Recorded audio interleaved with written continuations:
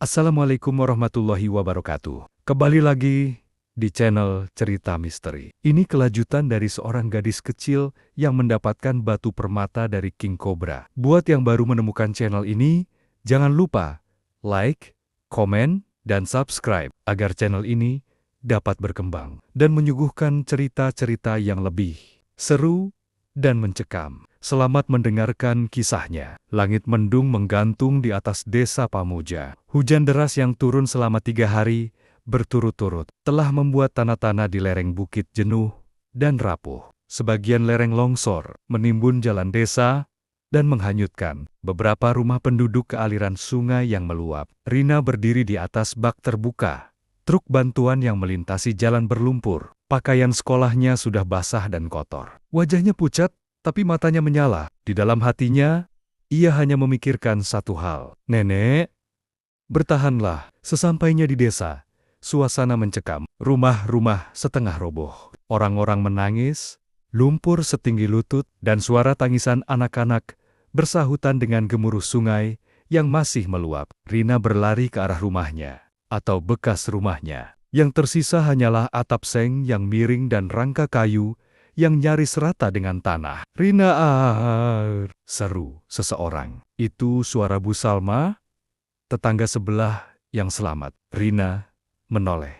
Nenek, saya. Inak merayap. Di mana? Teriaknya penuh harap. Bu Salma menahan air mata. Dia sempat kelihatan lari ke arah kebun belakang sebelum longsoran datang. Tapi setelah itu, kami tidak tahu. Rina berlari tanpa pikir panjang ke arah kebun belakang yang penuh semak dan lumpur. Kakinya terperosok beberapa kali. Tubuhnya penuh tanah. Tapi ia tak peduli. Di tengah reruntuhan pohon pisang dan gubuk tua, ia melihat sebuah kain batik yang sangat ia kenal, kain milik neneknya. Nenek, Nenek! Ia menggali dengan tangan kosong. Lumpur masuk ke kuku dan celah jemari. Hujan masih turun, tapi ia terus menggali. Dan akhirnya, ia menemukan tubuh neneknya, tertimbun sebagian, masih bernapas tapi sangat lemah. Nenek, ini Rina, jangan tidur, jangan tinggalkan Rina. Inak Marayah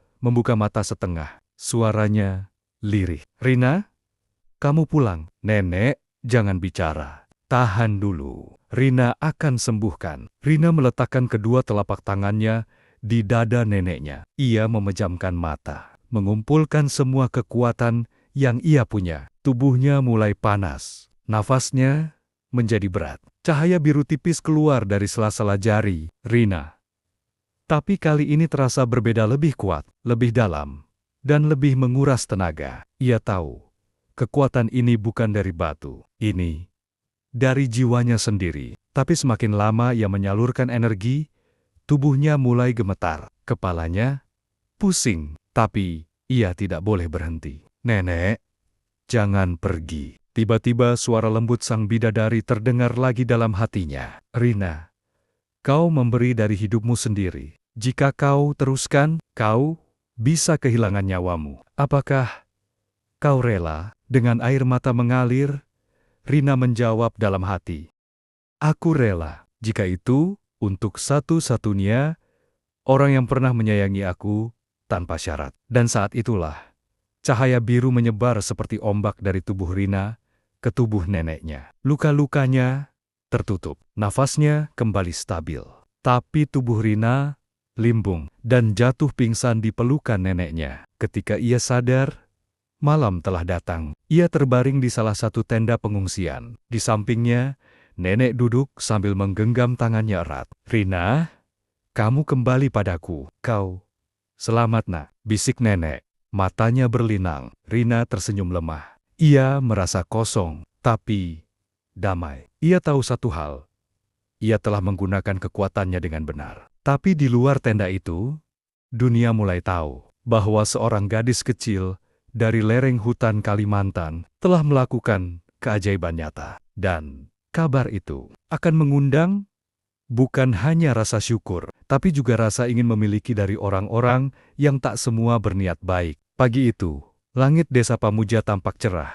Setelah berhari-hari diguyur hujan, genangan lumpur mulai mengering. Tenda-tenda pengungsian didirikan rapi, dan bantuan mulai berdatangan dari luar. Namun ada satu hal yang paling terasa berbeda. Semua orang kini memandang Rina dengan cara yang tak sama. Bukan lagi sebagai bocah biasa yang dulunya berjalan tanpa sandal membawa kayu bakar. Bukan pula anak miskin yang tinggal bersama nenek renta di gubuk reot. Kini, semua bibir menyebutnya Aisyah Rindu. Awalnya, Rina bingung. Kenapa semua orang memanggil aku Aisyah? Bisiknya pada nenek. Inak Marayah tersenyum haru. Setelah kamu menyelamatkan nyawa nenek dan membantu menyembuhkan orang-orang yang luka waktu longsor. Para tetua desa bilang, kamu seperti Aisyah dari langit yang turun membawa rindu dan harapan bagi desa ini. Rina menunduk.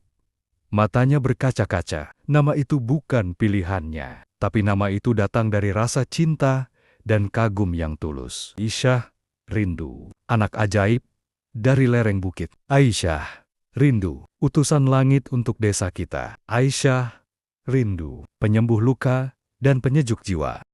Itulah yang beredar di pasar, di balai desa, bahkan sudah sampai ke desa-desa sebelah.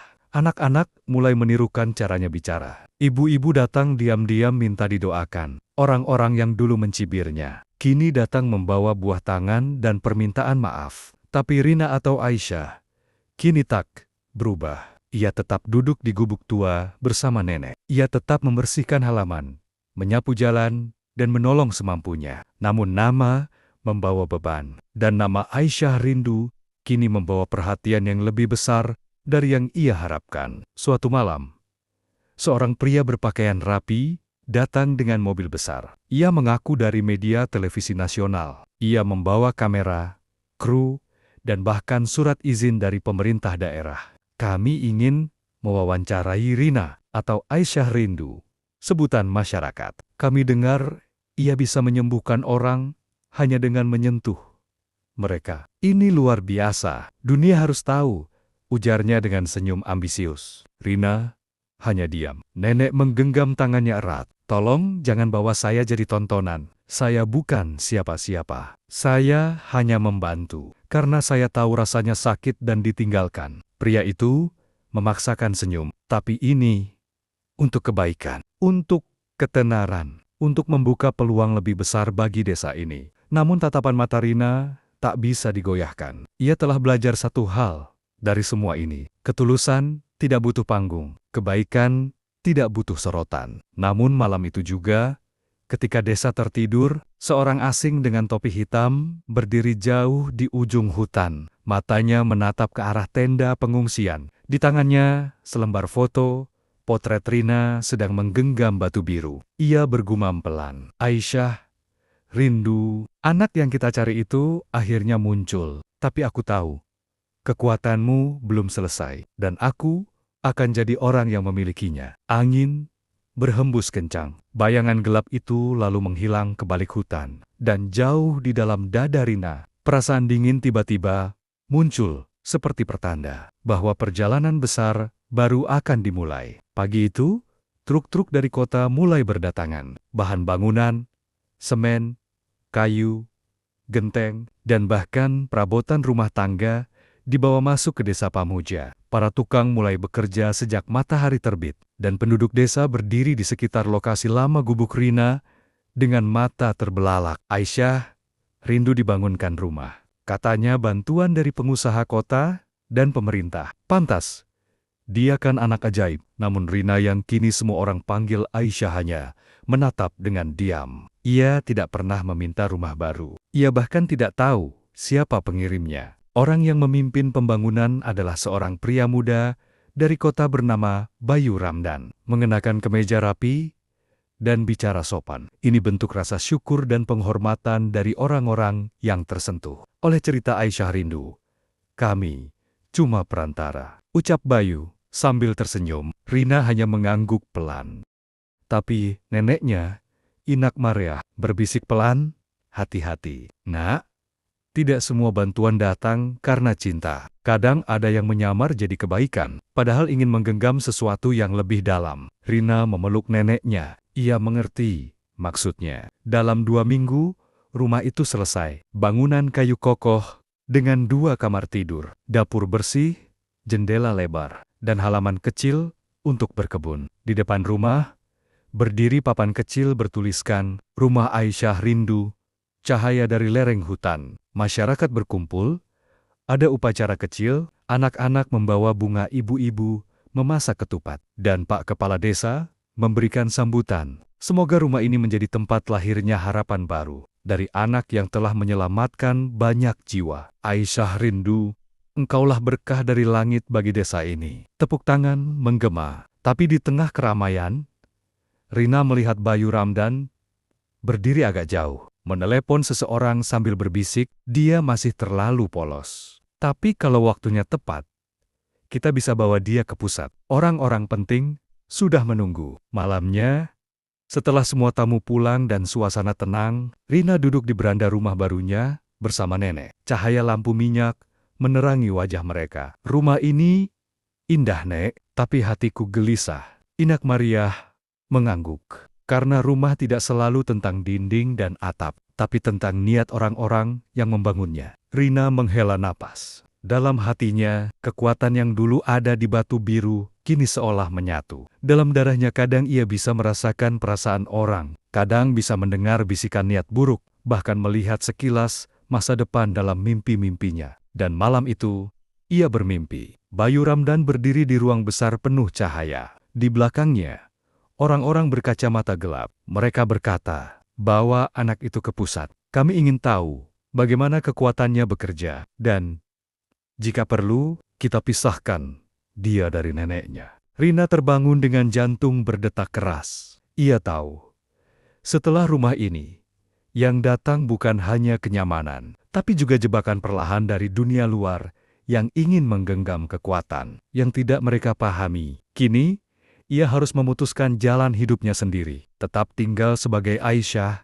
rindu si penyembuh desa, atau melawan arus dan mempertahankan jiwanya dari dunia yang mulai mengincarnya diam-diam. 8 tahun telah berlalu sejak banjir dan longsor mengguncang desa Pamuja. Sejak itu, desa yang dulu sepi, kini menjadi desa wisata spiritual. Tempat orang-orang dari luar datang mencari ketenangan, penyembuhan, dan harapan. Dan di balik semua itu ada satu nama yang terus dipuja, Aisyah Rindu. Kini Aisyah telah berusia 18 tahun. Ia tumbuh menjadi gadis berparas lembut, kulit bersih kecoklatan, mata jernih seperti embun pagi, dan senyum yang sejuk bagi siapapun yang melihatnya. Ia mengenakan kerudung tipis dan pakaian sederhana, namun karismanya membuat orang menunduk hormat setiap kali ia melintas. Namun, meski hidupnya tampak tenang, dalam batinnya Aisyah masih memikul 2 beban besar, kekuatan yang terus berkembang, dan dunia luar yang terus mengincarnya. Di rumah kayu yang dulu dibangunkan untuknya, Aisyah kini mengelola klinik kecil tanpa papan nama. Orang-orang datang dari jauh bukan untuk obat, tapi untuk disentuh jiwanya. Ia hanya meletakkan tangan di dada, kepala, atau telapak orang-orang yang datang dengan niat tulus, dan dalam sekejap, sakit mereka berkurang, hati mereka tenang. Tapi tak semua yang datang berniat baik. Suatu siang, datang seorang tamu berpakaian mewah. Mobil hitamnya berhenti di luar desa, dan ia berjalan kaki bersama 2 orang pengawal. "Perkenalkan, saya Tuan Harvin, pengusaha dari ibu kota. Saya mendengar tentang kemampuan Aisyah Rindu. Kami ingin menawarkan kerjasama sebuah pusat penyembuhan besar di kota. Kami akan membayar berapapun yang diminta." Aisyah menatapnya dengan lembut. "Saya bukan penyihir. Saya hanya melakukan apa yang hati saya izinkan, dan kekuatan ini bukan untuk dijual." Tuan Harvin tersenyum, tapi matanya tajam. "Kalau bukan untuk uang, bagaimana kalau untuk pengaruh, kekuasaan? Kami bisa bawa kamu ke dunia yang lebih luas, dunia yang bisa kamu ubah." Nenek, yang kini makin tua, duduk di sudut rumah, berkata pelan, "Aisyah tidak butuh dunia. Dunia yang butuh Aisyah. Tapi dunia juga bisa menghancurkan anak muda sepertinya jika salah melangkah." Malamnya, Aisyah duduk di bawah pohon beringin besar di belakang rumahnya. Ia menatap langit. "Dulu aku gadis kecil yang takut dan miskin. Kini aku dewasa, tapi dihantui pilihan. Apakah aku akan tetap tinggal di sini, atau melangkah ke dunia, dan kehilangan diri? Di dalam hatinya, suara lembut sang bidadari, yang dulu pernah datang lewat mimpi, kini seolah menjadi bagian dari dirinya sendiri. Jangan pergi untuk dilihat. Pergilah jika kamu ingin menyembuhkan lebih luas. Tapi, jika kamu belum siap, tetaplah menjaga akar. Dan pada fajar keesokan harinya, kabar datang. Neneknya jatuh sakit keras. Aisyah menatap tubuh nenek yang terbaring lemah. Napasnya tinggal helaan pendek. Aku takkan pergi ke kota kalau hatiku belum tenang dan nenek belum sembuh, bisiknya. Tapi saat ia meletakkan tangannya di dada sang nenek, untuk pertama kalinya, tenaganya tidak cukup. Sang nenek membuka mata, tersenyum, dan berbisik, "Nak, kamu sudah besar, tapi sekarang bukan kamu yang menjaga nenek. Nenek yang akan menjaga kamu dari surga." Dan saat itu, Inak Marayah menghembuskan napas terakhirnya. Air mata Aisyah jatuh, tapi ia tak berteriak. Ia tahu, perpisahan ini adalah bagian dari jalan hidupnya. Kini, ia benar-benar sendiri, tapi juga siap menghadapi dunia.